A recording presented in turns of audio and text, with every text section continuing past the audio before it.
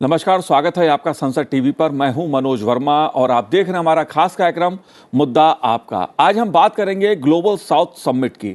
यह मुद्दा इसलिए महत्वपूर्ण है क्योंकि इस साल भारत के कंधों पर दुनिया की बड़ी आबादी की आवाज बुलंद करने की जिम्मेदारी है। G20 की अध्यक्षता के साथ ही 12 और 13 जनवरी को voice of global south summit का आयोजन किया गया है, जिसका विषय आवाज की एकता, उद्देश्य के लिए एकता। इस सम्मेलन में 100 से अधिक देशों के प्रतिनिधि भाग ले रहे हैं। प्रधानमंत्री नरेंद्र मोदी ने गुरुवार को voice of global south summit के उद्घाटन सत्र को संबोधित किया। इस दौरान उन्होंने कई महत्वपूर्ण बातें कही। उन्होंने सदस्य देशों को भाई कहकर संबोधित किया।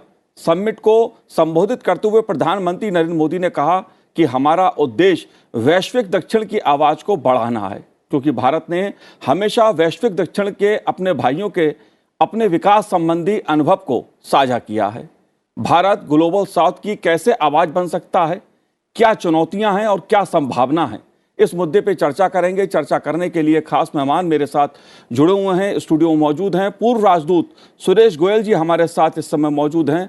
आपका स्वागत है सुरेश गोयल जी। साथ ही हम बात करेंगे प्रोफेसर सुनील के चौधरी जी थे। सुनील जी, आपका भी स्वागत है। सुनील जी निदेशक हैं वैश्विक अध्ययन केंद्र दिल्ली विश्वविद्यालय के। साथ ही हम बात करेंगे WTO में पूर्व राजदूत डॉक्टर जयंत दासगुप्ता जी से। जयंत जी, आपका भी स्वागत है संसद टीवी पर। लेकिन शुरुआत मैं सुरेश जी आपसे करूंगा, क्योंकि बात हम कर रहे हैं ग्लोबल साउथ समिट की। इस मुद्दे को मैं आपसे विस्तार के साथ समझूंगा क्योंकि तमाम पहलू हैं। लेकिन प्रधानमंत्री जी ने आज जिस तरह से इन सदस्य देशों को भाई कहकर संबोधित किया है, यह महत्वपूर्ण मुद्दा है। आइए सुनते हैं प्रधानमंत्री नरेंद्र मोदी जी ने क्या कहा। We, the global south, have the largest stakes in the future. 3/4 of humanity lives in our countries. We should also have equivalent voice. Hence, at the 8-decade-old model of global governance slowly changes, we should try to shape the emerging order. Excellencies, most of the global challenges have not been created by the global south, but they affect us more. We have seen this in the impact of COVID pandemic, climate change, terrorism, and even the Ukraine conflict. जाहिर सी बात है, प्रधानमंत्री जी ने कई महत्वपूर्ण मुद्दों को विश्व के सामने रखा। ग्लोबल साउथ की बात करते जो कंसर्न हैं, जो मुद्दे हैं, उनको भी विस्तार पूर्वक रखा। सुरेश जी, सबसे बड़ा पहला सवाल तो यही उठता है कि ग्लोबल साउथ समिट की जब हम बात कर रहे हैं तो ग्लोबल साउथ क्यों महत्वपूर्ण है, किस लिए महत्वपूर्ण है और ऐसे कौन से मुद्दे हैं जिनकी आवाज भारत बन सकता है? देखिए, मैं इस सवाल के जवाब में पहले तो एक सवाल आपसे और जो जनता है उनसे भी करना चाहूँगा कि आपने पिछली बार कि साउथ की आवाज़ को उठाने की बात कब सुनी थी? मेरे को 40 साल से ज़्यादा हो गए हैं डिप्लोमेसी में, UN में रहा हूँ मैं। ये एक समय था कि जब बात होती थी साउथ साउथ कोऑपरेशन की, इंडिया को समझा जाता था कि साउथ साउथ कोऑपरेशन के चैंपियन है वो। पिछले 2 दशकों में जी, जब से ये ग्लोबल इकोनॉमिक रिफॉर्म्स की बात सामने आई है, तो जो एक लैंग्वेज है, नैरेटिव चेंज हो गया है। अब बात होती है इमर्जिंग इकोनॉमीज़ की। अब बात होती है कि इमर्जिंग इकोनॉमीज़ कैसे आगे ग्रो करेंगी।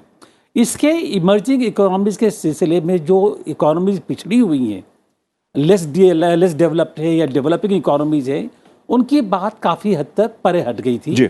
खास तौर पर नॉर्थ के लिए जो डेवलप्ड कंट्रीज है, तो जो नैरेटिव चेंज हो गया था, developed countries, industrialise countries, emerging economies. तो पहली बात तो ये है कि जब प्रधानमंत्री बात कर रहे हैं कि हम एक साउथ की आवाज़ उठाएंगे, ये सबसे बड़ी बात है कि काफ़ी दशकों के बाद फिर से एक साउथ का मुद्दा जो है सामने मुखरित हुआ है। ये पहली बात तो ये है। दूसरी बात यह है कि साफ साफ मैसेज ये है कि हम G20 में प्रेसिडेंट हैं, लेकिन हम रिप्रेजेंट करते हैं इमर्जिंग मेजर इकोनॉमीज हैं। लेकिन हम अपने उद्देश्य में तभी कामयाब होंगे जब आपके साथ मिलकर के जो साउथ के लिए जो डेवलपिंग कंट्रीज हैं उनकी आवाज़ उठाई जाएगी जी। तो इसीलिए उन्होंने नारा दिया है कि एक सबकी आवाज़ मिला करके एक विकसित की जो उनकी आवाज़ इकट्ठा होकर के एक उद्देश्य हो उसको उठाना पड़ेगा। और ये भी कहा है कि हम G20 प्रेसिडेंट के नाते जो आपकी आवाज़ है, हम G20 जो कि अब एक मेजर इकोनॉमिक फोरम बन गया है, G20 में डेवलप्ड कंट्रीज हैं, डेवलपिंग इकोनॉमीज हैं ये जी। तो अगर इकोनॉमी की बात करनी है, कोऑपरेशन की बात करनी है, तो आजकल G20 से बड़ा और अच्छा प्लेटफॉर्म कोई नहीं है।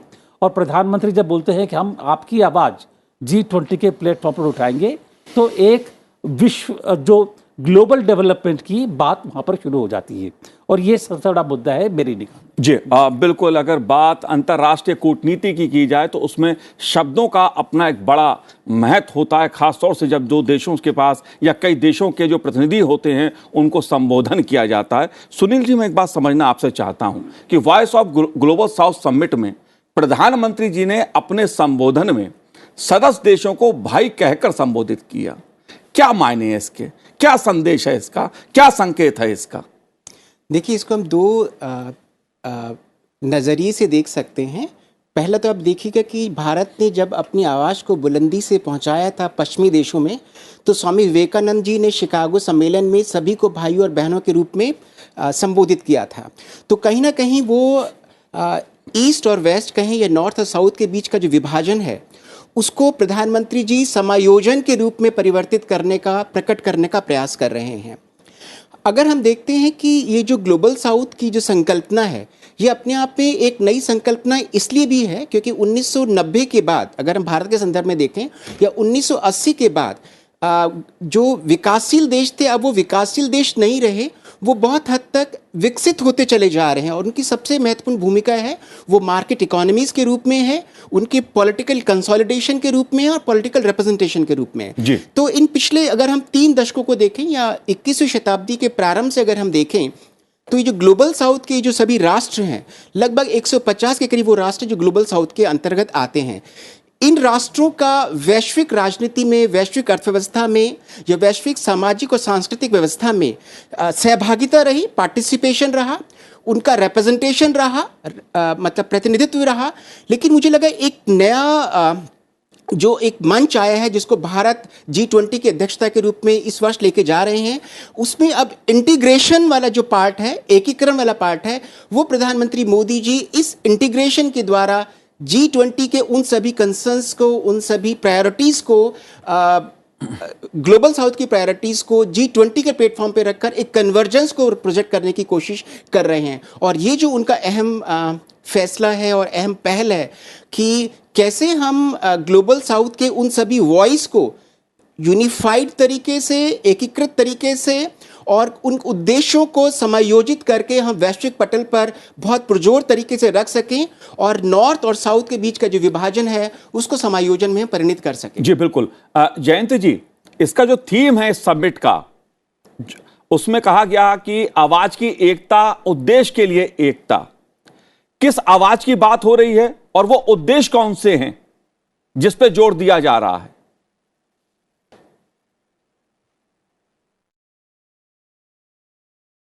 जी जयंत जी, अपना फोन अनम्यूट कर लीजिए।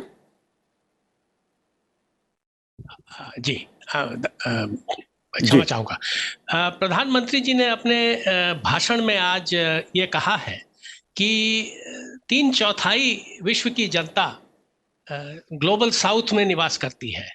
दूसरी बात यह है, उन्होंने अपने भाषण में ये भी कहा है कि अधिकतर तो जो ग्लोबल चैलेंजेस आज के दिन में हैं उनका शुरुआत या उनके पीछे ग्लोबल साउथ का हाथ नहीं है। इसलिए ये इंगित है कि इसमें ग्लोबल नॉर्थ ने इसमें एक भारी भूमिका निभाई है।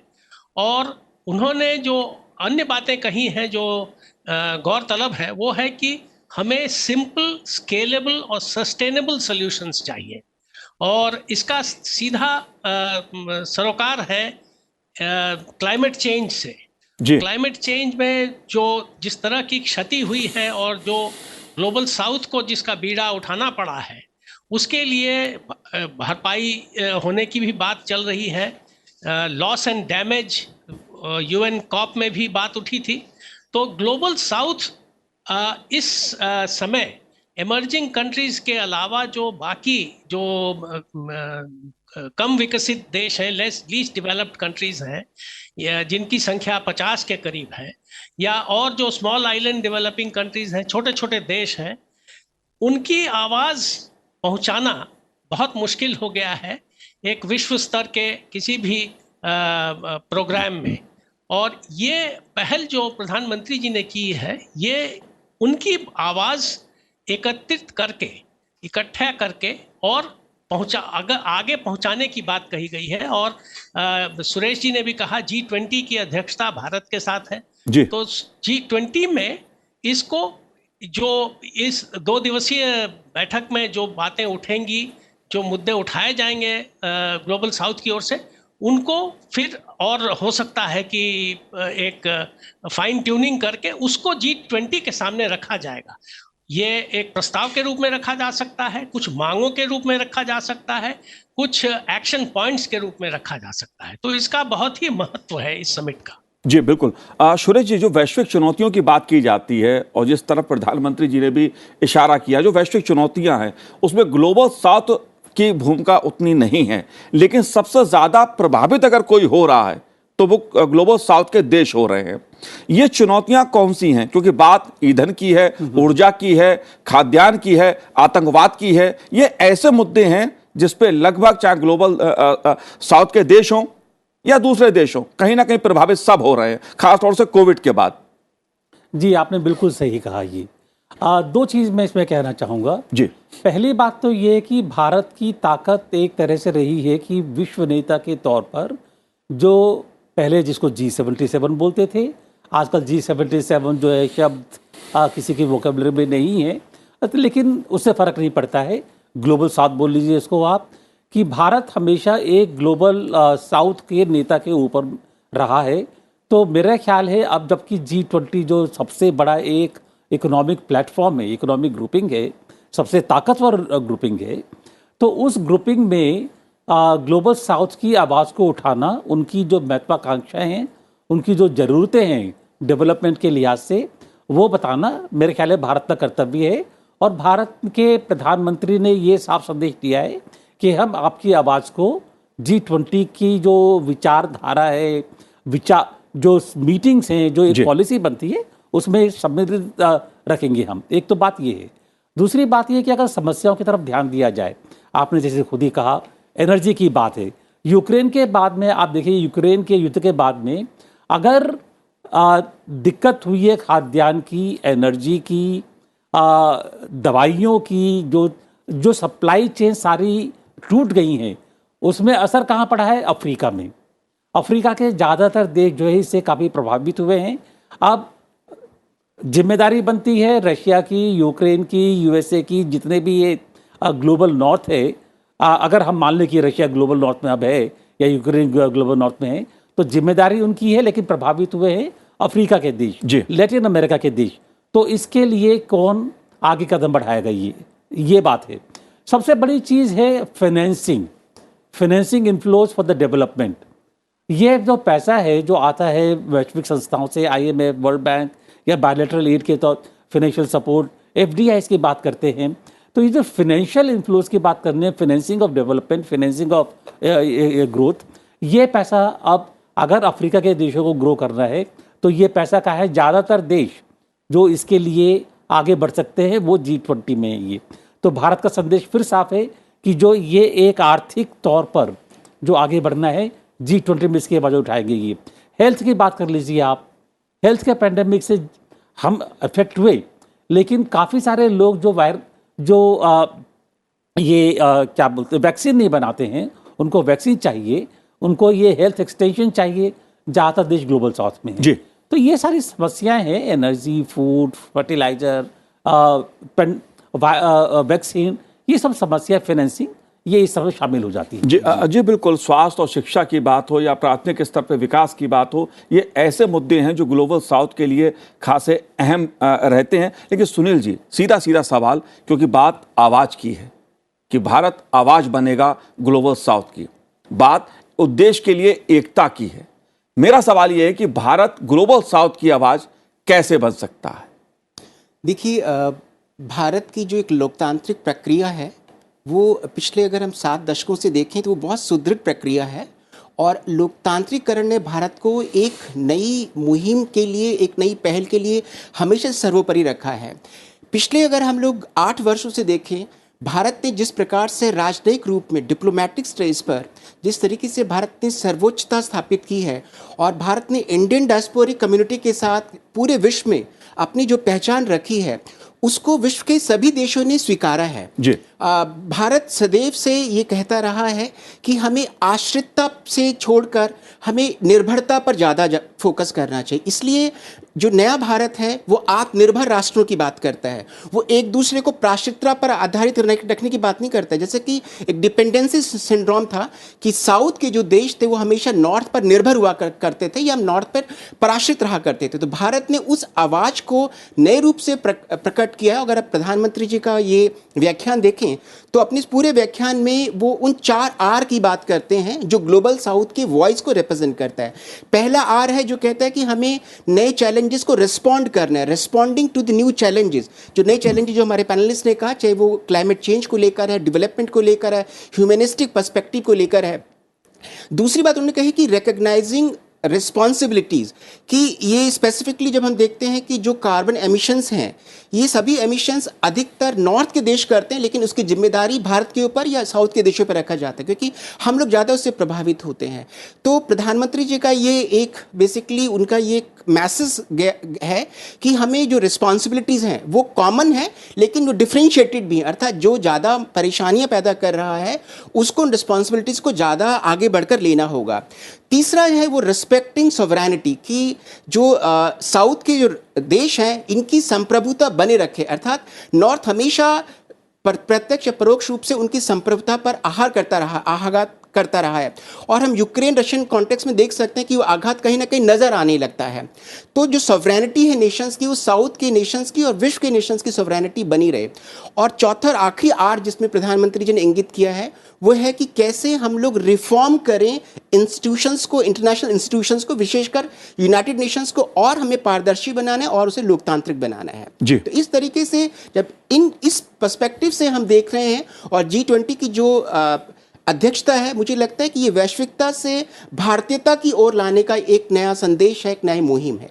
जी बिल्कुल, G20 की अध्यक्षता मिलने के साथ ही पूरी दुनिया की नज़रें जो हैं वो भारत पर लगी है, क्योंकि आर्थिक रूप से संपन्न देश जो हैं वो G20 में शामिल हैं। जाहिर सी बात है कि भारत कैसे नेतृत्व करता हो, जिस तरह से कोविड का संकट हो या दूसरी परिस्थितियां दुनिया के सामने खड़ी हुई हो, भारत ने एक जिम्मेदारी के साथ जो नेतृत्व करते हुए दुनिया की भूमिका निभाई है, सबको साथ लेकर चलने की भूमिका निभाई है, उसको लेकर दुनिया में भारत की प्रशंसा भी कूटनीति की होती है। जाहिर तौर पे बात आर्थिक मुद्दों पर आती है।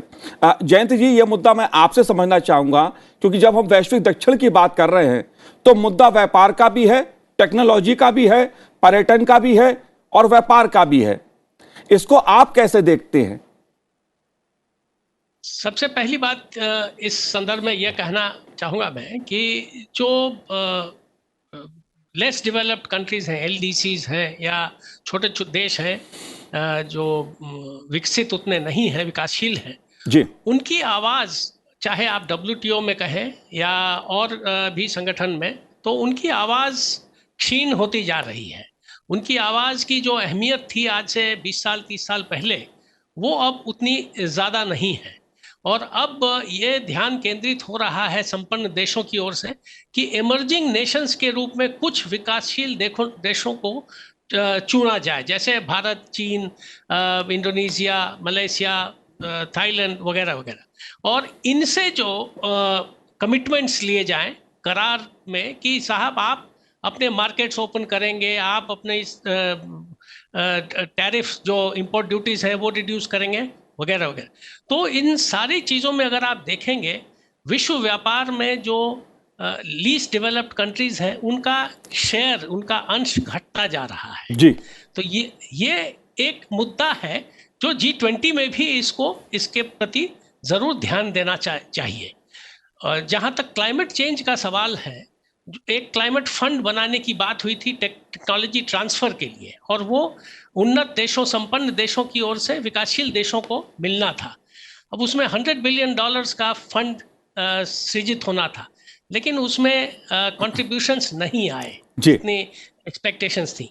तो इन सारी बातें, और आज जो आप देख रहे हैं, खाद्यान्न का संकट हो या जो क्लाइमेट रिलेटेड कंडीशंस के चलते जो हमारा जो तरह तरह की विपदाएं आई हैं, और खाद्यान्न का भी की उपज भी घटी है, तो इसका तो सारा लगभग जो भार है वो वहन कर रहा है विकासशील देश। तो इन सब मुद्दों पर पूरे वैश्विक समुदाय को जो हमारे G20 का भारत ने रखा है, one earth, one family, one future, सारे विश्व का जो भविष्य है वो एक दूसरे से जुड़ा हुआ है। अगर संपन्न देश सोचते हैं कि साहब हम अलग हैं और हम अपनी रखवाली कर लेंगे, अपनी देखभाल कर लेंगे और बाकी लोग अपना समझें, तो ऐसे नहीं चल सकता है। तो ये मैसेज जो है बहुत स्ट्रांग मैसेज है। और इसमें एक चीज़ और प्रधानमंत्री जी ने बहुत गौरतलब बात की है। उन्होंने एक संस्कृत श्लोक का उदाहरण दिया, उसमें है कि may there be wisdom coming from different directions in the universe.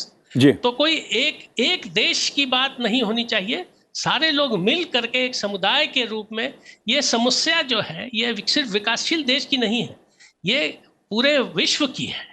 और वो है हमारा ख्याल है, प्रधानमंत्री जी ने उसकी कोशिश की है कि इसको एक दूसरे स्तर पर ले जाने की, और G20 के माध्यम से ध्यान आकृष्ट करने की, न सिर्फ संपन्न देशों की बल्कि पूरे वैश्विक समुदाय की।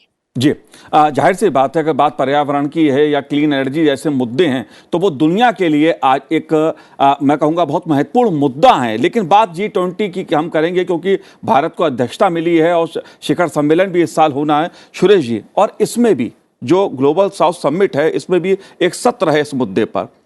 कितना महत्वपूर्ण है ये कि G20 की जब हम अध्यक्षता कर रहे हैं और ग्लोबल साउथ के साथ हम संबंधों की बात कर रहे हैं, उसकी आवाज़ बनने की बात कर रहे हैं, इन दोनों पहलुओं को आप कैसे देखते हैं? देखिए, पहली बात तो ये है कि जो ये मीटिंग हो रही है वॉइस ऑफ साउथ, इस मीटिंग का उद्देश्य ही ये है कि भारत G20 के प्रेसिडेंट के तौर पर कैसे इस वॉइस को विश्व के सामने रख सकता है। ये तो इसीलिए G20 और जो ये साउथ की मीटिंग हो रही है इसमें बहुत गहरा एक संबंध है ये। जी, तो इसी संबंध को लेते हुए आगे बात करनी होगी। दूसरी चीज़ ये है कि अगर देखा जाए तो G20 में है जो इमर्जिंग इकोनॉमीज में कौन कौन है अभी, भारत है, चाइना है जो मेजर देश हैं, और आपको नाम याद आ जाएंगे, मैक्सिको नाम याद आ जाएगा, लेकिन कोई भी ऐसा देश जो कि विश्व की आवाज़ को, जो ग्लोबल साउथ की आवाज़ को सामने रखें, ये 2-3 देश होते हैं ये।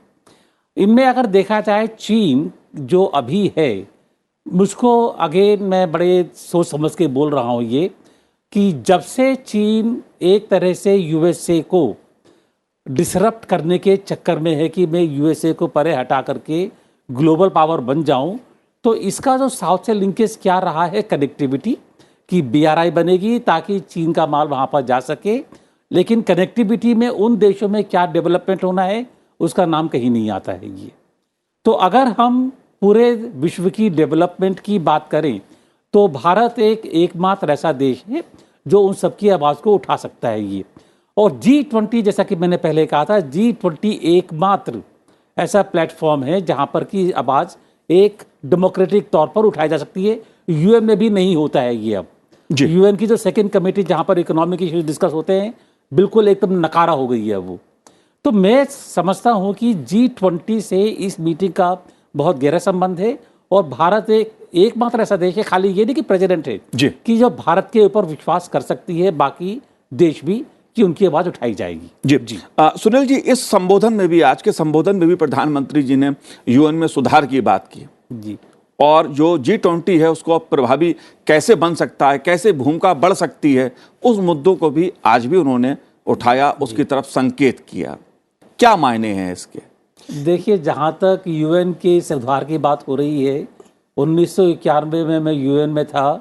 1992 से वहाँ पर सुधार की बात शुरू हुई। जी। 1992 से लेकर के अभी तक 30 साल हो चुके हैं। जी। 30 साल में कहीं कोई फर्क नहीं पड़ा है अभी तक। जी। और मुझको लगता है भी कि फर्क पड़ेगा। जी, और मुझे लगता है इसीलिए प्रधानमंत्री जी उस मुद्दे को बार बार कहीं ना कहीं किसी ना किसी रूप में संकेत उस तरफ कर भी रहे हैं। जो छोटी सी बात मैं कहूँ खाली, उसको देखते हुए किसी ने कहा भी था कि G20 एक तरह से यूएन का ऑल्टरनेटिव बन सकता है। जी। और मेरे ख्याल है उसके बारे में गहराई से सोचने की जरूरत है। जी बिल्कुल। सुनील जी, इस मुद्दे को आप कैसे देखते हैं? इस सामूहिकता में सुदृढ़ता भी है और उसमें शक्ति भी है।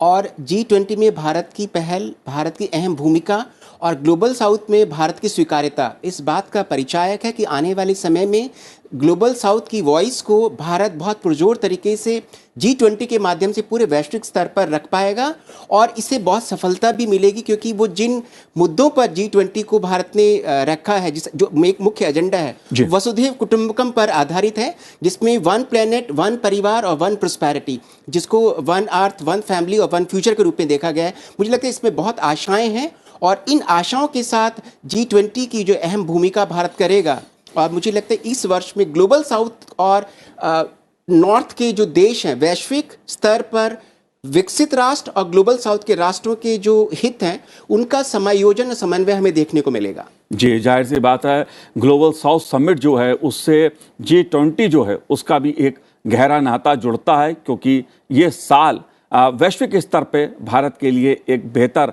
वर्ष है, खासतौर से अंतर्राष्ट्रीय संबंधों के लिहाज से, कूटनीति के लिहाज से, टेक्नोलॉजी के लिहाज से, व्यापार के लिहाज से। जाहिर तौर पे भारत इसमें सभी को साथ लेकर चलना चाहता है। आप तीनों ने इस कार्यक्रम में भाग लिया, बहुत बहुत शुक्रिया, बहुत बहुत धन्यवाद सनसेट टीवी से बात करने के लिए। तो आज इस कार्यक्रम में इतना ही, मुझे दीजिए आज्ञा, नमस्कार।